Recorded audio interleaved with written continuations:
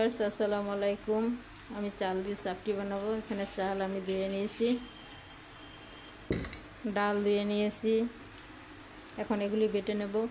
Ingredients এখানে সব দেওয়া আছে। এখানে কাঁচামরিচ আছে, মশলা আছে একটা আমার নিজের হাতে বানানো, মরিচের গুঁড়া, হলুদের গুঁড়া, কালো জিরা, জিরা, তারপর রসুন, সরিষা, পেঁয়াজ কুচি দেখাচ্ছি। আমি বেটে নিয়ে এসে আগে, তারপর আপনাদের দেখাই।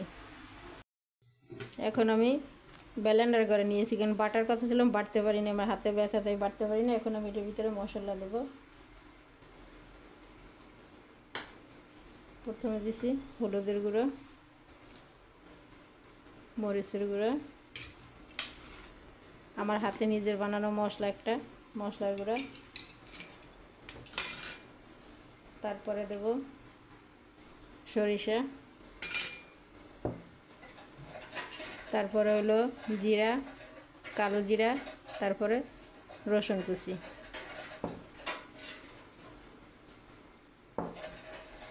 পেঁয়াজ কুচি,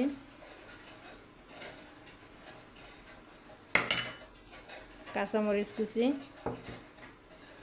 লবণ স্বাদ মতো।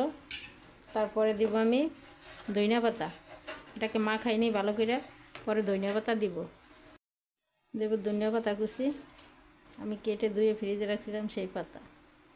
এখানে আমি ভালো করে মাখিয়ে নেব।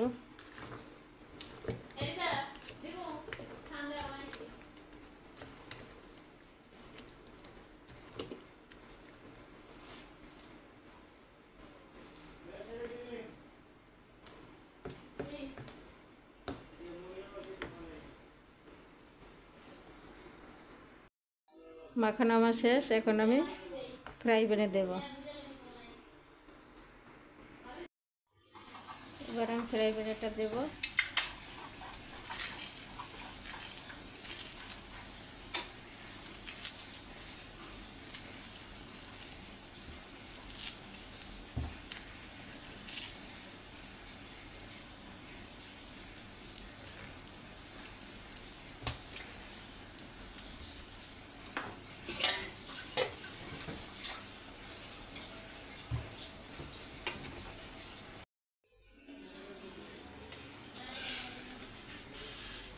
দেখেন পুরা কত সুন্দর কালার আসছে।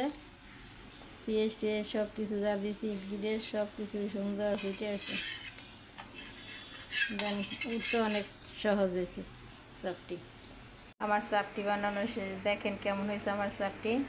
আপনারা যদি এই ধরনের খাবার পছন্দ করেন আর আমার ভিডিওটি যদি আপনাদের কাছে ভালো লাগে, লাইক, কমেন্ট, শেয়ার করেন।